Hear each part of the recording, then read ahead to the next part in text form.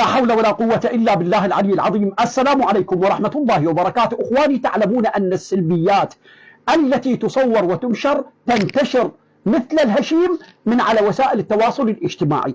فإذا كان عندك غيرة على مذهبك وعلى دينك، لا تظل تلقط السلبيات وتنشرها من على وسائل التواصل الاجتماعي.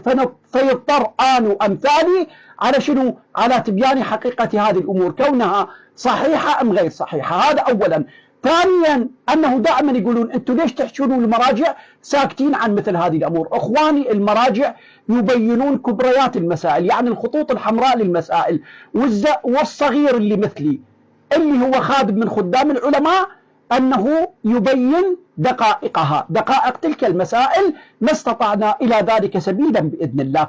ثانيا أنه ثالثا أنه الشيبة، أصحاب الشيبات المباركة إن شاء الله، أنهم يكونون قدوة لغيرهم من الشباب، من المراهقين، من اللي ما مطلعين على أمور الدنيا والدين عموما، فيكونون قدوة ويبينون لهم الصحيح من خلال تعاملهم، فيوجهوهم للصحيح، يمنعونهم من المحرمات، يحثونهم على الصلاة وعلى الحجاب إلى غيره. المهم عيني، هذا العمل منافي لما أوصى به محمد وآل محمد. لأن تدرون احنا بأيام مصيبة، بأيام عزاء، بأيام من عظيمات المصائب التي مرت على محمد وآل محمد، مسألة رجوع السبايا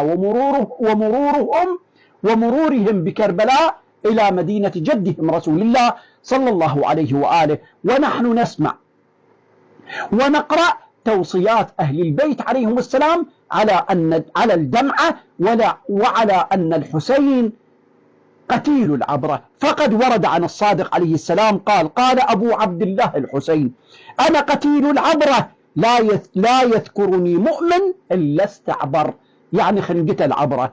وعن الإمام علي بن موسى الرضا عليه السلام المعروف، هذا الحديث المعروف: إن يوم الحسين أقرح جفوننا وأسبل دموعنا وأذل عزيزنا بأرض كرب والبلاء، وأورثنا الكرب والبلاء إلى يوم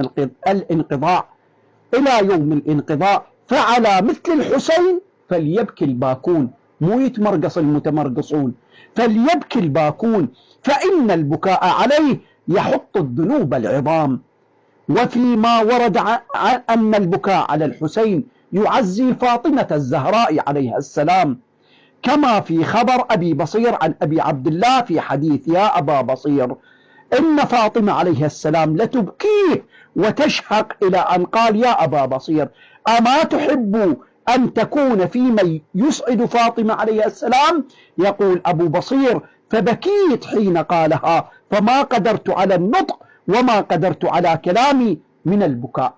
فكانوا يحثون على البكاء على مصائب جدهم الحسين عليه السلام وعلى ما مر عليهم عموما. والحديث طويل والأحاديث كثيرة التي تحث الباكين على البكاء. إخواني، أيام ال40 أيام عزة، أيام مصائب لا تختلف عن مصائب محرم، فالتزموا بالأمور التي تقربكم إلى الله ولا تبعدكم عن نهج الحسين الذي هو نهج الله عز وجل.